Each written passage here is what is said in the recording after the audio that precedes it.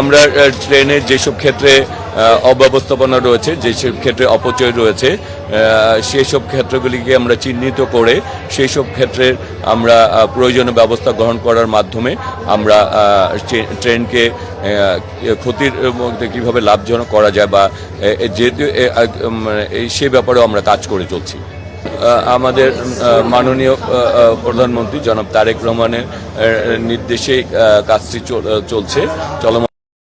এটি আমরা পরীক্ষামূলকভাবে করছি এবং ওই 3টা ট্রেনে আপাতত এই কাজ চলছে। ভবিষ্যতে অন্যান্য ট্রেনেও এই কাজটি বাস্তবায়ন হবে। আমাদের যেটি হচ্ছে যে আমাদের মাননীয় প্রধানমন্ত্রী যাচ্ছেন ট্রেন যেহেতু বাংলাদেশের একটি জনপ্রিয় বাহন এবং এটি মানুষের ক্ষমতার মধ্যে ভারটা বহন করতে পারে সাধারণ মানুষ, সেক্ষেত্রে ট্রেনকে কিভাবে আরও বেশি মানুষের কাছে গ্রহণযোগ্য এবং মানুষের দোরগোড়ায় পৌঁছানো যায় এবং এই সেবাটাকে যাতে আরও বৃদ্ধি করা যায় এবং ট্রেন সার্ভিসটিকে আরও বৃদ্ধি করা যায় সেই ব্যাপারে মাননীয় প্রধানমন্ত্রী কাজ করছেন এবং নির্দেশনা রয়েছে যে ট্রেনকে আরও বেশি ট্রেন সেবাকে আরও বৃদ্ধি করার জন্য।